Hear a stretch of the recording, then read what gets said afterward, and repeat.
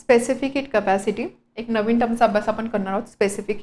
Specific heat आपण दाखवतो with small letter C. ठीक आहे. आता ही सीची व्हॅल्यू प्रत्येक सबस्टन्ससाठी प्रत्येक मटेरियलसाठी वेगवेगळी असते. फॉर एक्झाम्पल वॉटरची स्पेसिफिक हीट वेगळी असणार आहे. आपण काही अदर मटेरियल किंवा मेटल कन्सिडर केलं, आयर्न, कॉपर, सिल्वर, प्रत्येक मेटलसाठी प्रत्येक सबस्टन्ससाठी प्रत्येक मटेरियलसाठी स्पेसिफिक हीट वेगवेगळी असते. What is specific heat? अगदी सोप्या शब्दांमध्ये सांगायचं झालं तर स्पेसिफिक जेव्हा केव्हा आपण बोलतो, हीट या चॅप्टरमध्ये मी सांगितलेलं की स्पेसिफिक वर्ड आला त्यावेळेस नेहमी लक्षात ठेवायचं की पर युनिट मास आपण ती क्वांटिटी किंवा ते मेजर कन्सिडर करतोय. पर युनिट मास म्हणजे पर ग्रॅम असेल किंवा पर केजी असेल. ठीक आहे. सो स्पेसिफिक आहे म्हणजे इथे आपल्याला पर ग्रॅम पर केजी कुठेतरी याचा उल्लेख असणारच आहे. What is specific heat capacity? Suppose माझ्याकडे एक सबस्टन्स आहे, एक मटेरियल आहे. ओके. त्या मटेरियलचा मी लेट्स से 1 ग्रॅम एवढं सबस्टन्स मी कन्सिडर केलं किंवा 1 ग्रॅम एवढा मी ते मटेरियल कन्सिडर केलं. आता सपोज या मटेरियलचं टेम्परेचर आहे let's say 14 degree Celsius for example. Okay. हे आता सध्याचं टेम्परेचर आहे. सो हे टेम्परेचर जर मला 1 ग्रॅम मटेरियल आहे जे ॲट टेम्परेचर 40 डिग्री सेल्सिअस आहे, हे टेम्परेचर जर मला 15 डिग्री सेल्सिअस करायचं आहे, टेम्परेचर मला 1 डिग्री सेल्सिअसने इन्क्रीज करायचं आहे. इथे मला हीट द्यावी लागणार आहे. बरोबर. टेम्परेचर राईज करायचं म्हणजे हीट द्यावी लागणार आहे. ही हीट हे जे मटेरियल हे मटेरियल ॲब्झॉर्ब करणार आहे. सो इथे ही जी हीट ॲब्झॉर्ब केली जाते to raise temperature by 1 degree Celsius, ही जी हीट असते याला आपण बोलतो स्पेसिफिक हीट.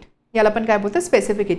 सो सिम्पल वर्ड्समध्ये 1 ग्रॅम 1 केजीचा एक सबस्टन्स घेतला किंवा सपोज पाणी घेतलं, वॉटर घेतलं. 1 ग्रॅम वॉटर आहे. 1 ग्रॅम वॉटरचं टेम्परेचर मला 1 डिग्रीनी वाढवायचं आहे.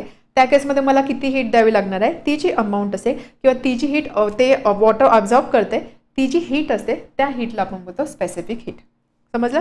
सो स्पेसिफिक हीट म्हणजे काय? 2 गोष्टी लक्षात ठेवायच्या की पर मास असणार आहे आणि चेंज इन टेम्परेचर किती पाहिजे? 1 डिग्री सेल्सिअस एवढं असणार आहे चेंज इन टेम्परेचर.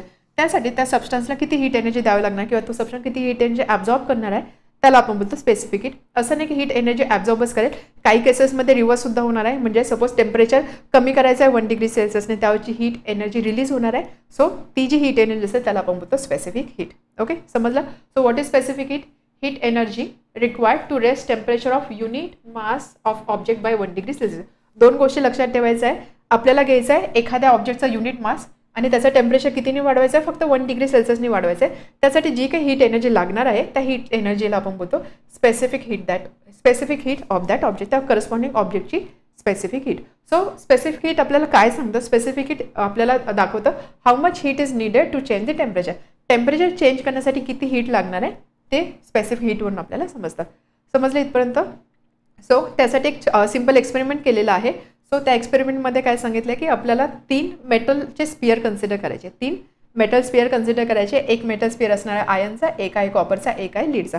असे 3 मेटल स्पियर कन्सिडर करायचे. तिघांचे मासेससुद्धा सारखेच असणार आहे. सेम मासचे 3 मेटल स्पियर कन्सिडर करायचे आहे. त्यानंतर काय होणार आहे? हे जे मेटल स्पियर आहे याचं काहीतरी प्रत्येकाचं काहीतरी टेम्परेचर असणार आहे. जे रूम टेम्परेचर असेल तसं काही त्याचं टेम्परेचर असणार, स्पेसिफिक टेम्परेचर असणार आहे. त्यानंतर काय करायचं? आपल्याला एक वॉटर बीकर घ्यायचं, यामध्ये असं पाणी असणार आहे. ठीक आहे. या पाण्याला आपल्याला फ्लेम द्यायची आणि हे जे पाणी आहे हे पाणी आपल्याला बॉईल करायचं. वॉटर आपल्याला बॉईल करायचं. वॉटर बॉईल होईल, टेम्परेचर रीच होईल 100 डिग्री सेल्सिअस. त्यानंतर ज्यावेळेस वॉटर बॉईल होईल त्यावेळेस आपल्याला काय करायचं? हे जे तिन्ही स्पियर्स आहे ना, हे तिन्ही स्पियर्स याच्यामध्ये टाकायचे. यामध्ये सेम काय राहत आहे? मास तिघांचा आपण सेम घेतलेला आहे. तिन्ही स्पियर यामध्ये टाकायचं. आता काय होणार आहे? स्पियरचं एक टेम्परेचर होतं, इथे 100 डिग्री सेल्सिअस टेम्परेचर असणार आहे. आपल्याला माहिती आहे की ज्यावेळेस टेम्परेचर डिफरन्स असतो त्यावेळेस हीट एनर्जी फ्लो होते from hotter object to colder object. Hotter object म्हणजे वॉटर आहे, कोल्डर ऑब्जेक्ट म्हणजे हे सगळे स्पियर्स असणार आहे. त्यामुळे आता इथे काय होणार आहे? हीट एनर्जी वॉटरकडून स्पियरकडे ट्रान्सफर होणार आहे. स्पियर काहीतरी हीट एनर्जी ॲब्झॉर्ब करते. सो काही पर्टिक्युलर टाईमसाठी आपल्याला हे तिन्ही स्पियर इथे या गरम पाण्यामध्ये ठेवायचे आहे. आणि त्यानंतर हे जे तिन्ही स्पियर आहेत ते आपल्याला काढून घ्यायचे आणि इमिडिएटली एका आपल्याला अशा यामध्ये एका कंटेनरमध्ये ठेवायचं आहे. ओके. कंटेनरमध्ये काय की एक कंटेनर इथे घेतलेला आहे, त्यामध्ये असे वॅक्सचे लेअर ठेवलेलं आहे. ठीक आहे. वॅक्स आहे, वॅक्सचा लेअर ठेवलेला होता. आपल्याला काय करायचं? ते कंटेनर त्यामध्ये असे वॅक्सची लेअर आहे, हे 3 स्पियर काढायचे आणि इमिडिएटली या कंटेनरमध्ये टाकायचे, वॅक्सवरती टाकायचे. समजलं? काय केलं आपण? 3 स्पियर घेतले, मटेरियल वेगळं आहे, आयर्न आहे, कॉपर आहे, लीड आहे, तिघांचे मासेस सारखेच आहे. काहीतरी टेम्परेचरला होते, मग आपण काय केलं? पाणी बॉईल केलं, त्या पाण्यामध्ये 3 स्पियर टाकले. इथे काय होणार आहे? हे जे स्पियर आहे हे हीट ॲब्झॉर्ब करतील वॉटरकडनं. काही टाईमनंतर आपण 3 स्पियर काढून घेणार आणि त्यानंतर ह्या इथे हे जे तुम्हाला कंटेनर दिसते ज्याच्यामध्ये वॅक्स लेअर आहे तिथे आपण हे स्पियर टाकणार आहे. आता होणार काय आहे? वॅक्स आहे, वॅक्स तर लगेच मेल्ट होतं. प्रत्येक जो स्पियर आहे, प्रत्येक स्पियर ज्यावेळेस यामध्ये जाईल, स्पियर हाय टेम्परेचरला आहे बरोबर, कारण तो आपण ह्या बीकरमधून काढला, सो याचं सुद्धा टेम्परेचर हाय असणार आहे. स्पियर हाय टेम्परेचरला आहे, ज्यावेळेस तो इथे जाईल, इथे जे वॅक्स आहे वॅक्स कम्पॅरेटिव्हली लोअर टेम्परेचरला असणार आहे. अगेन इथे सुद्धा हीट ट्रान्सफर होणार आहे from hotter to colder object. त्यामुळे काय होणार आहे, हा जो स्पियर आहे हा असा इथे असणारा जे वॅक्स आहे ते वॅक्स मेल्ट करत करत जाणार आहे. प्रत्येक स्पियरसाठी ते होणार आहे.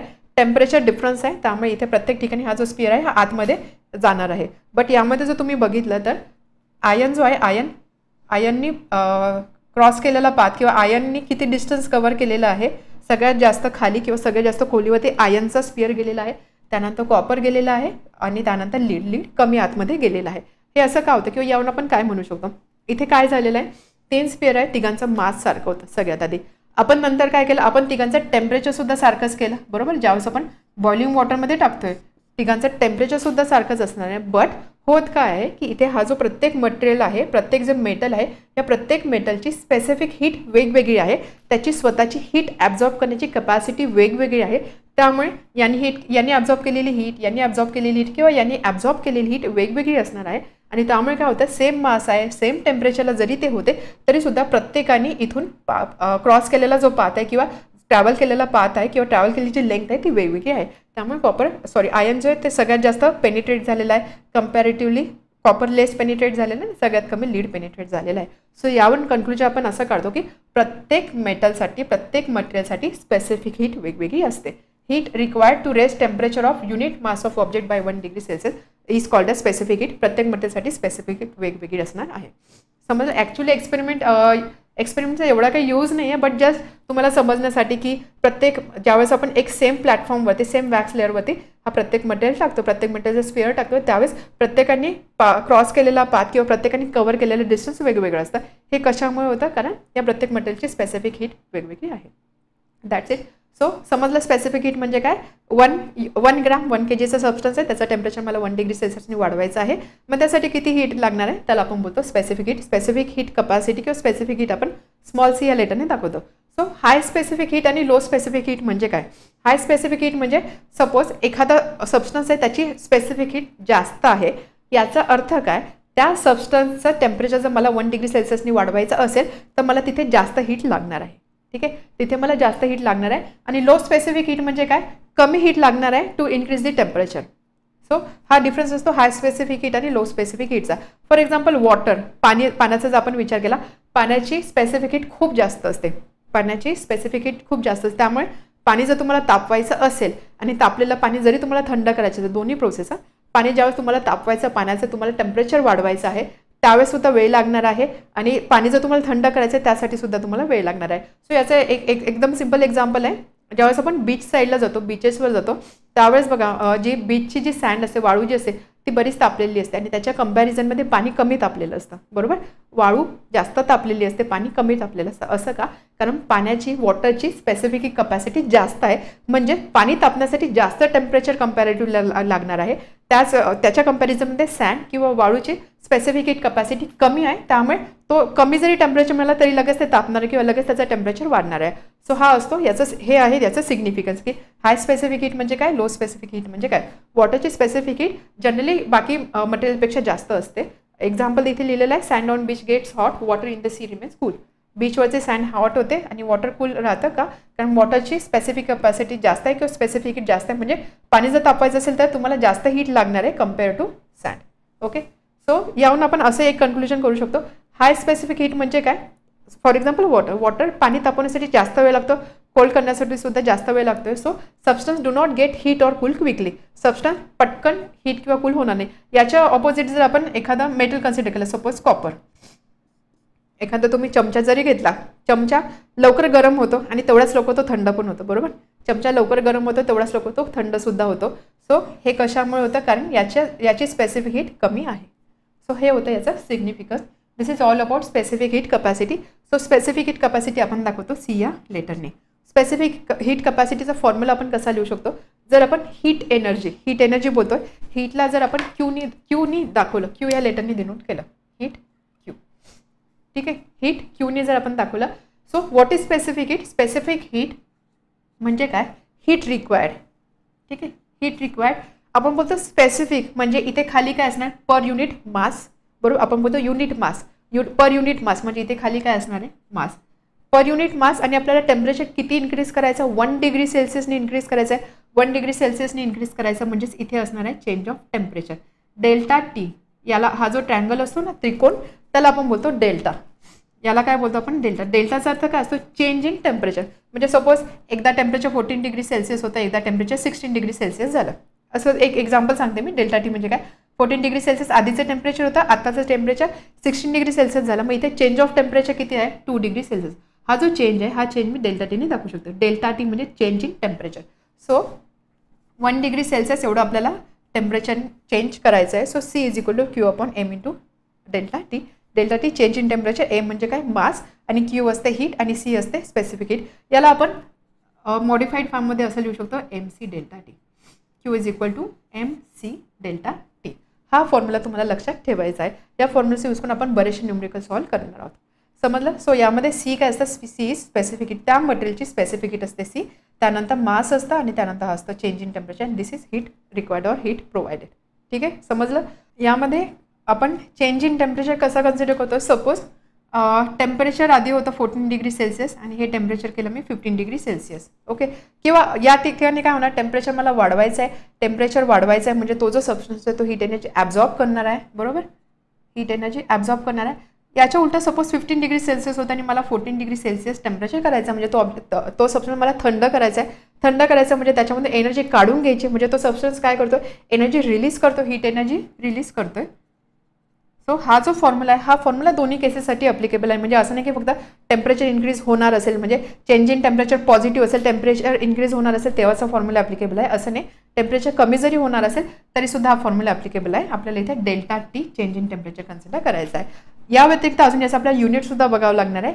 स्पेसिफिक हीट कपॅसिटी, याचं युनिट काय असतं, काय असणार आहे, या फॉर्म्युलावरूनच आपण युनिट डिसाईड करू शकतो. दिस इज हीट, राईट. हीट आहे म्हणजे याचं युनिट काय असणार, जूल असणार आहे. ठीक आहे. त्यानंतर मास आहे, जूल आहे. मास आपण कन्सिडर करू शकतो केजी, आणि change in temperature that is degree Celsius. So this is unit. किंवा जूल ऐवजी आपण कॅलरी सुद्धा लिहू शकतो, इथे ग्रॅम लिहू शकतो, इथे लिहू शकतो डिग्री सेल्सिअस. तर हे आहे unit of specific heat capacity. हा सुद्धा टॉपिक आपला कव्हर झालेला आहे. यानंतर आपल्याला बघायचं आहे हीट एक्सचेंज. त्याआधी आपण बघूया what is specific heat capacity. Quick revision करूया. स्पेसिफिक हीट कपॅसिटी आपण दाखवतो स्मॉल लेटर सीने. प्रत्येक मटेरियलसाठी स्पेसिफिक हीट वेगवेगळी असणार आहे. स्पेसिफिक हीट स्पेसिफिक आहे म्हणजे पर मास असणार आहे, पर युनिट मास असणार आहे, पर केजी बोलू शकतो किंवा पर ग्रॅम बोलू शकतो.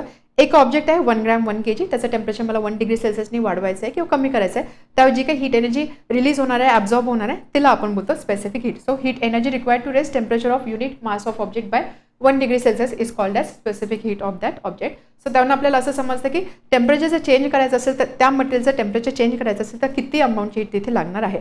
आपण असं बोलतो की ज्यावेळेस एखाद्या मटेरियलची स्पेसिफिक हीट जास्त असते त्यावेळेस त्या मटेरियलचं टेम्परेचर वाढवण्यासाठी किंवा त्या मटेरियलचं टेम्परेचर कमी करण्यासाठी आपल्याला जास्त हीटची रिक्वायरमेंट असते. For example water. पाणी लवकर तापतही नाही, पाणी लवकर थंड पण होत नाही. का? कारण पाण्याची स्पेसिफिक हीट जास्त असते. त्याच्या कंपॅरिझनमध्ये लो स्पेसिफिक हीट म्हणजे काय, कमी हीट जरी दिली तरी सुद्धा टेम्परेचर इन्क्रीज होणार आहे. सिंपल एक्झाम्पल, एखादा मेटलचा स्पून आपण कन्सिडर केला, हा स्पून लवकर तापतो सुद्धा, लवकर थंड सुद्धा होतो. सो हे एक्झाम्पल आहे लो स्पेसिफिक हीटचा.